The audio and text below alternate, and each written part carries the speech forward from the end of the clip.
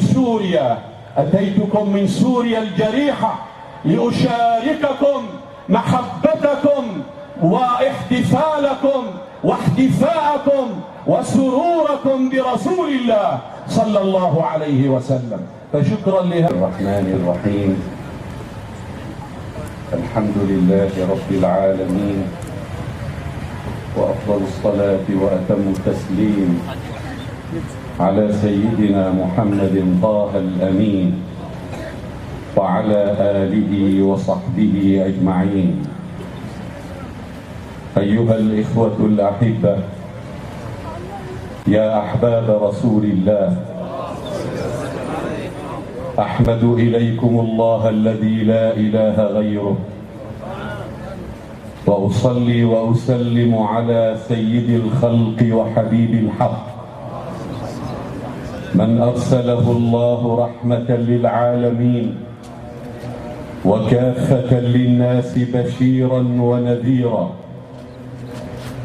على فترة من الرسل وانقطاع من الزمن وقلة من العلم وضلالة من الناس ودنو من الساعة وقرب من الأجل، هو خير نبي أرسله. اعلموا أيها الإخوة المؤمنون أن سيدنا محمدا صلى الله عليه وسلم هو خلاصة هذا الوجود، وهو واسطة العقد الفريد، ولم يخلق الله هذا العالم، لم يخلق الله هذا الكون، ولم يخلق الدنيا وأهلها إلا ليعرف الجميع بكرامة سيدنا محمد على الله.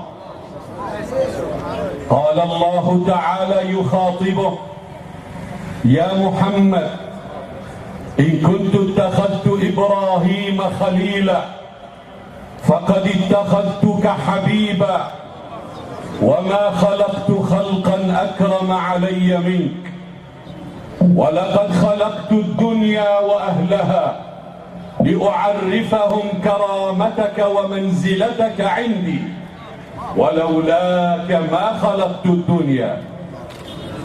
فرسول الله صلى الله عليه وسلم هو نبي الأنبياء ورسول المرسلين، هو الذي قال عن نفسه: أنا قائد المرسلين ولا فخر، أنا سيد ولد آدم ولا فخر.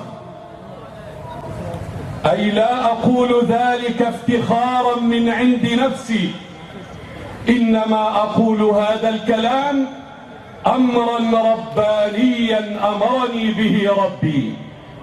لي 5 أسماء: أنا محمد، وأنا أحمد، وأنا الماحي، وأنا العاقب، وأنا الحاشر الذي يحشر الناس على قدمي، وأنا سيد الأولين والآخرين. سيدي يا رسول الله، يا من يثير حماستي بكماله، عذرا إذا شاهدت ضعف لساني. الله يعلم كم حركت في خلدي من ذكريات، وكم هيجت أشجاني. سيدي يا رسول الله، معذرة أريد أن أقبس من شمسك الوضاء، من شمسك الوضاء ومن نورك الوضاء قبسات لأمتك ولأحبابك. فأنت البحر من أي الجهات أتيته، أنت البحر من أي الجهات أتيته، فلجته المعروف والجود ساحله. سيدنا محمد بن عبد الله أبو القاسم ابن عبد الله ابن عبد المطلب ابن هاشم ابن عبد مناف ابن قصي ابن كلاب ابن مرة ابن كعب ابن لؤي ابن غالب ابن فهر ابن مالك ابن النضر ابن كنانة ابن خزيمة ابن مدركة ابن إلياس ابن مضر ابن نزار ابن معد ابن عدنان. حفظوا هذا النسب الشريف لأبنائكم، لصغاركم، لبناتكم، لشبابكم، لمعارفكم. نسبه الشريف نسب طاهر، آباء طاهرون، أمهات طاهرات. ماذا أحدثكم عن مولاي رسول الله وأنا أستمع إلى أناشيد إخوتنا وأشقائنا من القارة الهندية ومن تنزانيا ومن كينيا، كل يمدحه بلغته. تذكرت سيدنا بلالا الحبشي رضي الله عنه. بلال أراد يوما أن يمدح رسول الله بلغته الحبشية، قال: يا رسول الله، ائذن لي أن أمدحك بلغتي. فقال: قل يا بلال. وهذا مذكور في كتب السيرة النبوية. فقال بلال يمدح رسول الله باللغة الحبشية الأثيوبية: أره بره كنكره كرى كريمندرة. أره بره كنكره كرى كريمندرة. فقال النبي صلى الله عليه وسلم لسيدنا حسان بن ثابت: خذ منه معنى البيت وقله أنت بلغة العرب.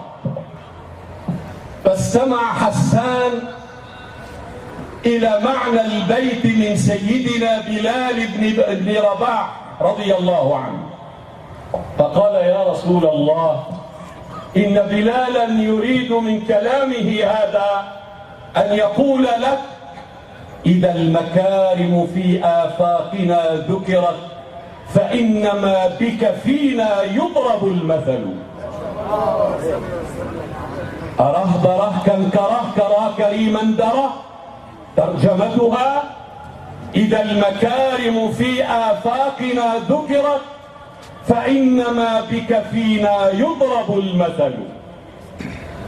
ماذا أحدثكم عن مولاي رسول الله؟ قلت لكم: هو البحر، من أي الجهات أتيته فلجته المعروف والجود ساحله. أحدثكم عن عظمته، وهو منبع العظمة سيدنا محمد صلوات الله عليه.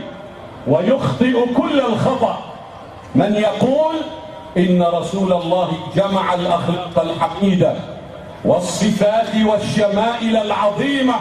رسول الله صلوات الله عليه ما جمع الأخلاق، إنما الأخلاق أخذت عنه. كان منبعا للأخلاق الحميدة والشمائل الشريفة. عظمته صلوات الله عليه حسبنا دليلا على عظمته أن رجلا من زعماء العرب، من صناديد العرب، دخل على رسول الله صلوات الله عليه يوما فجعل ترتعد فرائصه. ارتعدت منه الفرائص وتفككت منه الأعصاب، فقال صلوات الله عليه: هون عليك يا رجل، هون عليك يا أخ العرب، فأنا لست بملك ولا جبار، إنما أنا ابن امرأة كانت تأكل القديد بمكة. روى الإمام مسلم عن عبد الله بن عمرو بن العاص رضي الله عنه قال: صحبت رسول الله صلى الله عليه وسلم، فوالله ما ملأت عيني من وجهه الشريف، ولو قيل لي صفه لم أستطع هيبة منه صلوات الله عليه. وكان جلساؤه أصحابه إذا جلسوا معه كأنما على رؤوسهم الطير.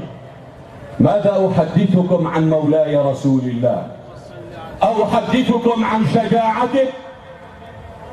والشجاعة صفة تصغر وتتضاءل أمام رسول الله صلوات الله عليه، فهو منبع الشجاعة عليه الصلاة والسلام، وعنه أخذت الشجاعة. وحسبنا دليلا على ذلك أن سيدنا عليا كرم الله وجهه، وكان سيد الشجعان، كان يقول: كنا إذا حمي الوطيس واشتدت الحرب واحمرت الحدق أشجعنا أقربنا من رسول الله، فلا يكون أحد أقرب إلى العدو منه. قال سيدنا علي كرم الله وجهه: والله لقد رأيت رسول الله صلى الله عليه وسلم يوم أحد وهو ممسك بسيفين يثب وثبا على الأعداء. ممسك بسيفين يثب وثبا على الأعداء. ويوم حنين، ما يوم حنين؟ حينما انكشف المسلمون بعد أن فاجأهم العدو بوابل غزير من سهامه، انكشف المسلمون وفقوا في بداية المعركة، ولم يثبت مع رسول الله صلوات الله عليه إلا نفر قليل لا يتجاوزون أصابع اليد. هنا وقف النبي على بغلة بيضاء لا تصلح لكر ولا تصلح لفر، كشف اللثام عن وجهه الشريف ونادى بأعلى صوته: أنا النبي لا كذب، أنا ابن عبد المطلب. صلوا على النبي.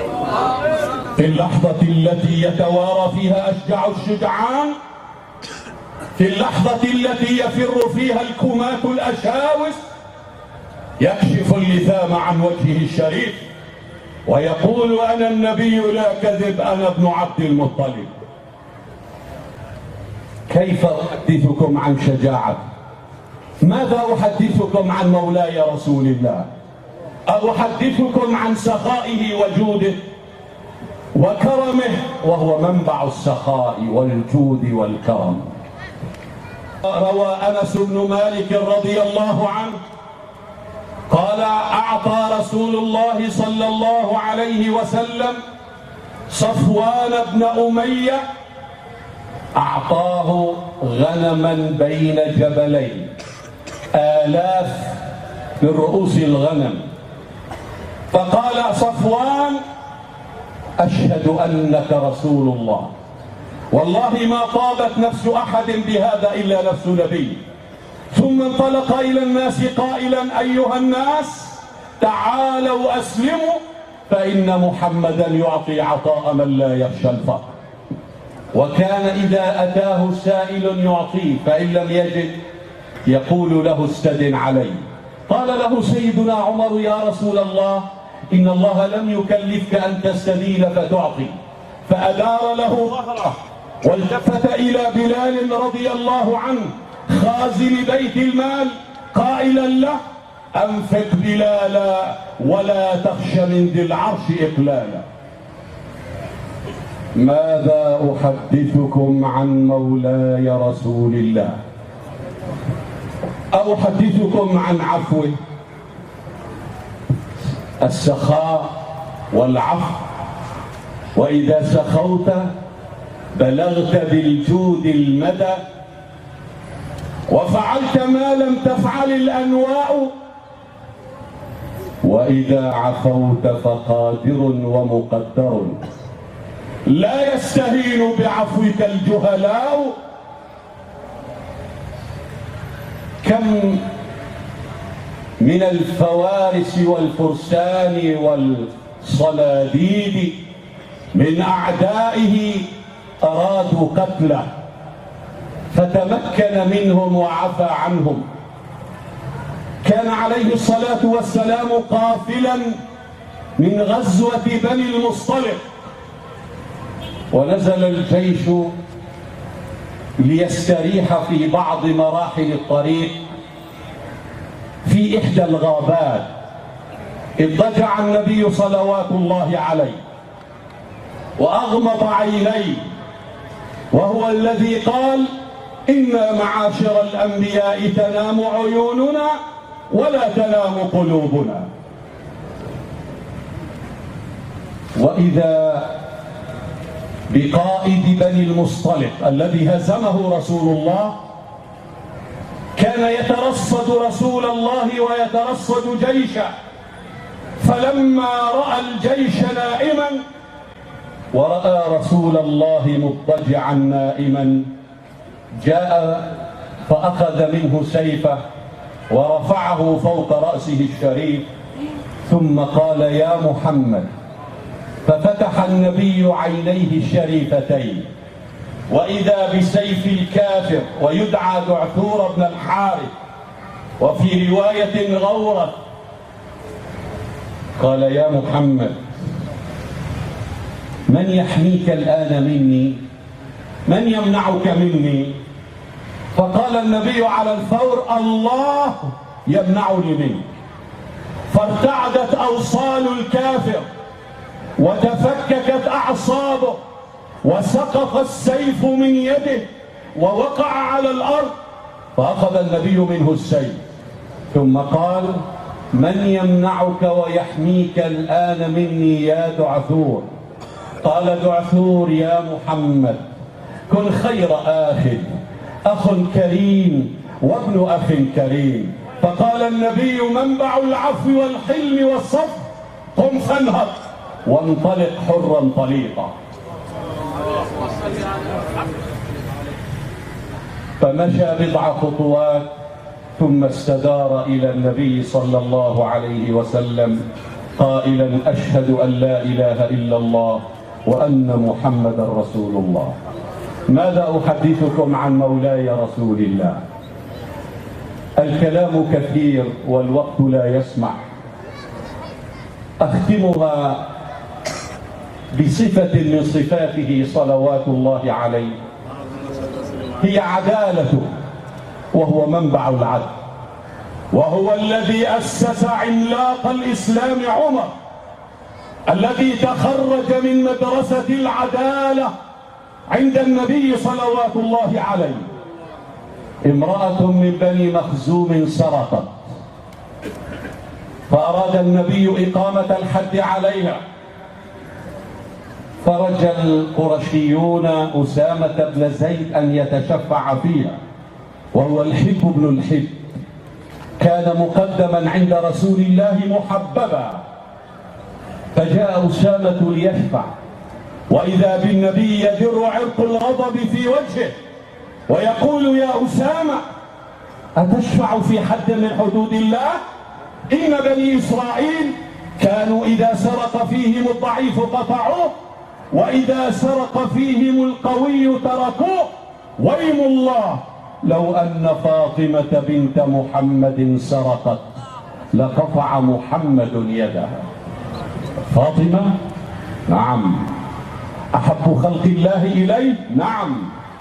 فاطمة هي بنت من؟ هي أم من؟ هي زوج من؟ من ذا يداني في الفخار أباها؟ ورضي الله عن شاعر الإسلام محمد إقبال الباكستاني. هذه القصيدة له مترجمة، يمدح السيدة فاطمة. هي بنت من؟ هي أم من؟ هي زوج من؟ من ذا يداني في الفخار أباها؟ هي ومضة من نور عين المصطفى، تاج الشعوب إذا تروم هداها. في روض فاطمة نما غصنان، لم ينجبهما في النيرات سواها. حسن الذي صال الجماعة بعدما أمسى تفرقها يحل عراها، وحسين في الأبرار والأحرار، ما أزكى شمائله وما أنداها.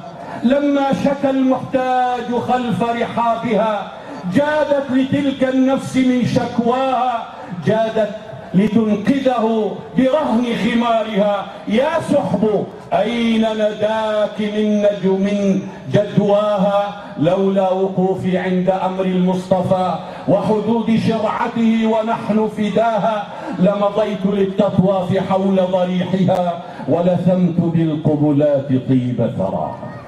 أيها الإخوة الأحبة، المجال ضيق والوقت لا يتسع. أسأل الله العلي القدير